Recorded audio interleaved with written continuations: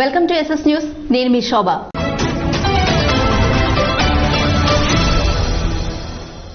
రణస్థలంలో ఎన్నో ఎంఎన్సీ కంపెనీలు ఉన్నప్పటికీ స్థానికులకు ఉద్యోగ అవకాశాలు కల్పించకుండా ఇతర ప్రాంతాల వారికి ఉద్యోగాలు ఇస్తున్నారని నడికుదుటి ఈశ్వరరావు అన్నారు.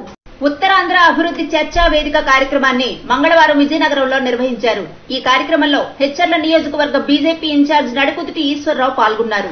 ఈ సందర్భంగా ఆయన మాట్లాడుతూ ఉత్తరాంధ్ర ప్రాంతాల్లో ఒకటైన శ్రీకాకుళం జిల్లా అభివృద్ధికి ఆమడ దూరంలో ఉందని, ఎన్ని పార్టీల అధికారం మారినా శ్రీకాకుళం ప్రజల తలరాత మారలేదని అన్నారు.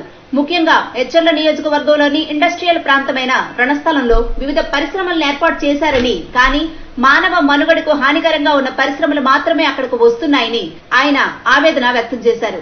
ఈ ప్రాంతంలో ఎన్నో ఎంఎన్సీ కంపెనీలు ఉన్నప్పటికీ స్థానికులకు ఉద్యోగ అవకాశాలు కల్పించకుండా ఇతర ప్రాంతాల వారికి ఇక్కడ ఉద్యోగాలు ఇస్తున్నారని, దీంతో ఈ ప్రాంత వాసులు తీవ్రంగా నష్టపోతున్నారని ఆయన అన్నారు.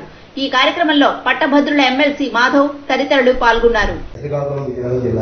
ఎందుకంటే ఇక్కడ భూమి ధర తక్కువ, దాన్ని ఎవరు పెద్దగా పరిగణించడం. ఏదో ఫ్యాక్టరీ వచ్చింది కాబట్టి మీకు ఉద్యోగాలు వస్తాయి కాబట్టి ఇక్కడ అటువంటి ఫ్యాక్టరీలు వస్తున్నాయి. అటువంటి వాటిలో ఇక్కడ రణస్థలం ఏరియాలో సైడ్ భీమవరం ఇండస్ట్రియల్ క్యారిడార్ వెళ్తున్నారు. అది ఇండస్ట్రియల్ క్యారిడార్ కన్నా అది మెడికల్ హబ్. అది ఒక ఎక్కడైతే హైదరాబాద్ ఏరియాలో ఉండేటువంటి ఇండస్ట్రీస్ ఒక 50 సంవత్సరాల క్రితం 40 సంవత్సరాల క్రితం ఉండే ఏరియాలో ఉన్నటువంటి అక్కడి నుంచి మూసేసిన ఇండస్ట్రీస్ అన్ని కూడా ఇక్కడికి వచ్చి ఇక్కడ స్థాపించారు. సరే, ఏదో రకంగా ఇక్కడ ఇండస్ట్రీ వచ్చింది, ఉద్యోగాలు వస్తాయి, ఉద్యోగం వస్తే మనందరి బతుకులు బాగుంటాయి అనుకున్న సమయంలో నిజానికి ప్రాంతవాసులకి ఎవరికి కూడా ఉపాధి అవకాశాలు రావడం లేదు. వచ్చిన గవర్నమెంట్ తెలుగుదేశం చంద్రబాబు నాయుడు గారు చెప్పారు, నేను 50% ఉద్యోగాలు ఇప్పిస్తాను లోకల్ కంపెనీలు ఇచ్చారు. మొన్న జగన్మోహన్ రెడ్డి గారు అయితే పూర్తిగా లోకల్కే ఇస్తామన్నారు. ఈ రోజు అసలు ఎవరు కనీసం ఒక్క ఉద్యోగం కూడా వచ్చిన పాప, లోకల్కి అయితే ఒక ఉద్యోగం కూడా వచ్చిన పాప అని ఎక్కడ.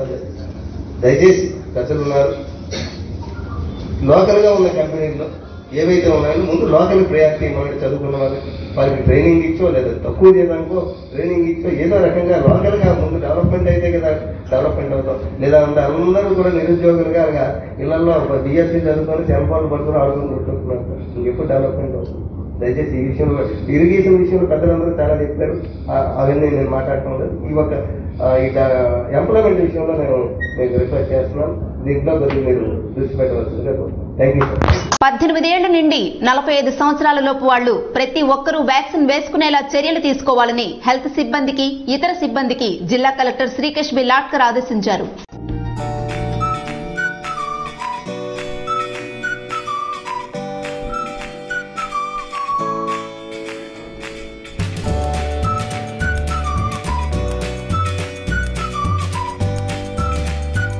శ్రీకాకుళం జిల్లా కమిటి మండలంలో పర్యటించిన జిల్లా కలెక్టర్ శ్రీకేష్ బి లాట్కర్ పర్యటనలో భాగంగా బల్లిపుట్టుగా కుసుంపురం గ్రామ సచివాలయాల్ని పరిశీలించారు. అక్కడ సిబ్బంది పనితీరు అడిగి తెలుసుకున్నారు, రికార్డులు పరిశీలించారు.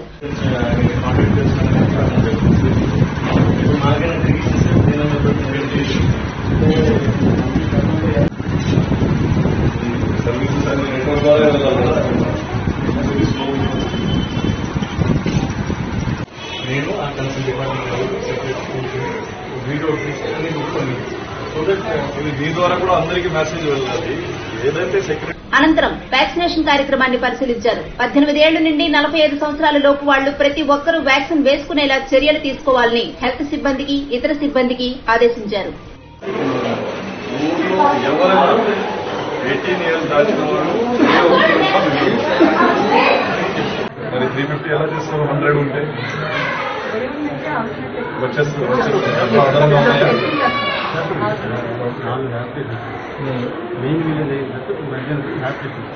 టీమ్స్ అన్ని ఏపీఎస్సీ కింద ఉండేది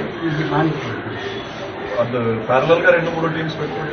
అనంతరం రైతు భరోసా కేంద్రాలు ఎంతవరకు పూర్తయ్యాయి, ఇంకా నిర్మాణంలో ఎన్ని ఉన్నాయి, ఇంకా స్థల సేకరణ చేయవలసినవి ఎన్ని ఉన్నాయి అని అడిగి తెలుసుకున్నారు.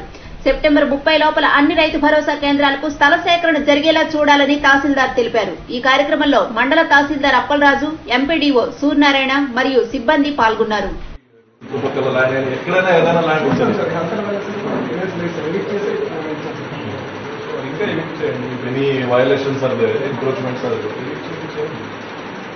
ఇది ఊరికి దాదాపు ప్రతి ఊరికి కోట్ల రూపాయల వరకు ఆస్తులు వస్తుంది.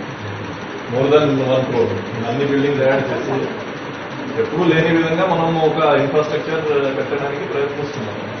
దాంట్లో ఈ ఊరు వెనుకపడిపోతే అది మీ దురదృష్టం, ఈ ఊరు వాళ్ళ దురదృష్టం, ఇక్కడ ఉన్న సిబ్బందుల దురదృష్టం కదా. మిగతా లొకేషన్స్ లో బిల్డింగ్స్ కన్స్ట్రక్ట్ అయిపోయి ఇప్పుడు వాడడానికి మొదలు పెట్టుకున్నారు. మరి ఈ ఊరికి ఏంటి సంగతి? ఈ ఊరు ఆర్బీకే లేదు, ఇప్పుడు వాళ్ళు అంటున్నారు ఎరువులు పెట్టట్లేదు. ఆర్బీకే బిల్డింగ్ కూడా లేదు. నెక్స్ట్ ఇయర్ మళ్ళీ ఇదే సమస్య వచ్చేస్తుంది. ఊరికే లెటర్ రాసేసి ఇప్పుడు అక్కడ వాటర్ సప్లై ఇచ్చారా? 6 చేసేసి ఇంకా స్టార్ట్ కాలేదు అంటున్నారు. ఓన్లీ కొబ్బరిగా కొట్టారు. పని మొదలు రెండు ప్రాబ్లం ఏంటి?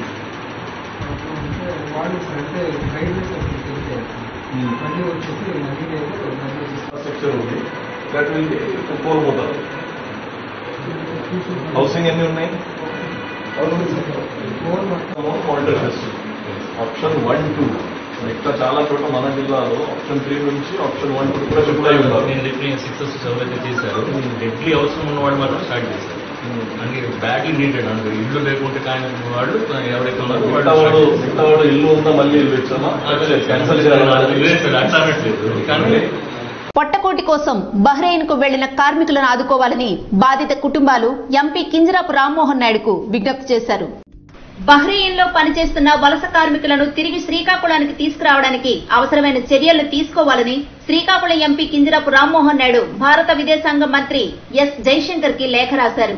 బహ్రెయిన్ కు పొట్టకూటి కోసం వెళ్లి అక్కడ ప్రైవేట్ సంస్థల సిబ్బంది చేతుల్లో వేధింపులు ఎదుర్కొంటున్న కార్మికులను ఆదుకోవాలని విజ్ఞప్తి చేశారు. వలస కార్మికుల కుటుంబ సభ్యులు ఎంపీ కార్యాలయానికి వచ్చి తమ కష్టాలను వివరించారు. కార్మికులు స్వదేశానికి తిరిగి వచ్చేలా విదేశాంగ శాఖ మంత్రితో మాట్లాడతానని ఎంపీ వారికి హామీ ఇచ్చారు.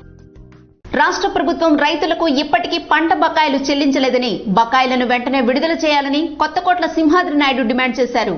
రాష్ట్ర ప్రభుత్వం మొక్కజొన్న పంటల బకాయిలను వెంటనే విడుదల చేయాలని హెచ్చర్ల నియోజకవర్గ Congress party incharge Kothakotla Simhadri Naidu demand చేశారు. ఈ మేరకు ఆయన మీడియాతో మాట్లాడుతూ హెచ్చర్ల నియోజకవర్గంలో చాలా మంది రైతులకు ఇప్పటికీ పంట బకాయిలు రాష్ట్ర ప్రభుత్వం చెల్లించలేదని, దీంతో రైతులు మారు పంట వేసుకునేందుకు తీవ్ర ఇబ్బందులు పడుతున్నారని అన్నారు.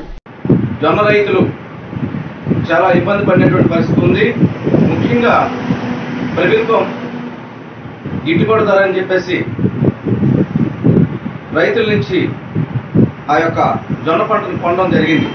వాళ్ళకి అందజేస్తే వాళ్ళు కూళ్లు చెల్లించుకోవాలి.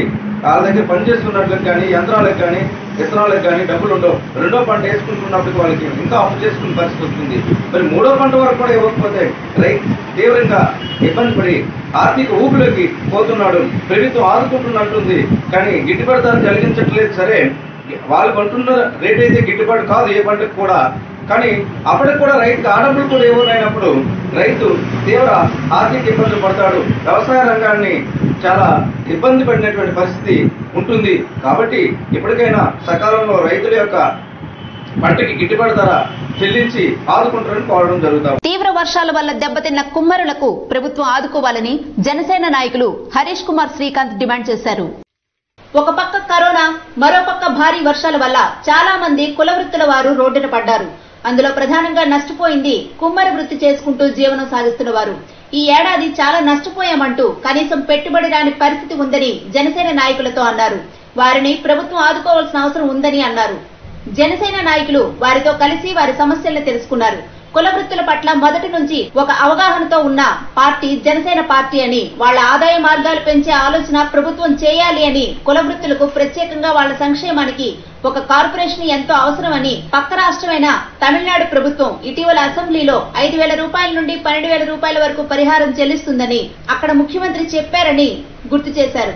ప్రస్తుతం ఉన్న కుమ్మరి కులం కార్పొరేషన్ లో మట్టి పాత్రలు చేసే వారికి ప్రత్యేక గుర్తింపు ఇవ్వాలి, లేదంటే రేపొద్దున మట్టి పాత్రలు కనుమరుగవుతాయని, ప్రతి మున్సిపాలిటీలో రైతు బజార్ లాగా కుమ్మరి బజార్ రూపుదాల్చితే వాళ్ల కష్టానికి ఫలితం మరియు రాబోయే తరాలకు మట్టి పాత్ర విలువలు తెలుస్తాయని పలాస జనసేన నాయకుడు హరీష్ కుమార్ శ్రీకాంత్ తెలిపారు. ఈ కార్యక్రమంలో గిరీష్ శ్రీనివాస్, ఉదయ్, రమేష్ తదితరులు పాల్గొన్నారు. నేను ప్రభుత్వానికి ఒకటే కోరుకుంటున్నాను, ఈ కుల కార్పొరేషన్లు కాదు, కులా వృత్తి కార్పొరేషన్లు కావాలి. ముఖ్యంగా కుమ్మరి సోదరులకి వాళ్ళకు కార్పొరేషన్ కావాలి. వాళ్ళ యొక్క ఈ ఏదైతే ఈ పనిలో నైపుణ్యత పెంచడానికి కానీ వాళ్ళకి ఒక రుణాలు ఇలాంటివి వీటికి అప్లై చేసుకోవడానికి కానీ వీటన్నిటికీ వీళ్ళ యొక్క ఏదైతే ఈ వృత్తి ఉందో దాన్ని పైకి తీసుకురావాలంటే ఖచ్చితంగా కార్పొరేషన్ ఉంది ఒకటి పెట్టాల్సిన అవసరం ఉంది. కార్పొరేషన్ పెట్టి వీళ్ళ యొక్క ఏదైతే ఇప్పుడు జీవన విధానం ఉందో ఆ విధానంలో వీళ్ళ యొక్క రాబడులు పెంచాల్సిన అవసరం ప్రభుత్వం మీద ఉంది. ఇలాగా మనం కానీ వీటిని నెగ్లెక్ట్ చేసుకుంటూ వెళ్ళిపోతే వీళ్ళని ఈ యొక్క వృత్తి అంతరించిపోయే దశకు వెళ్ళిపోతుందని చెప్పాలి.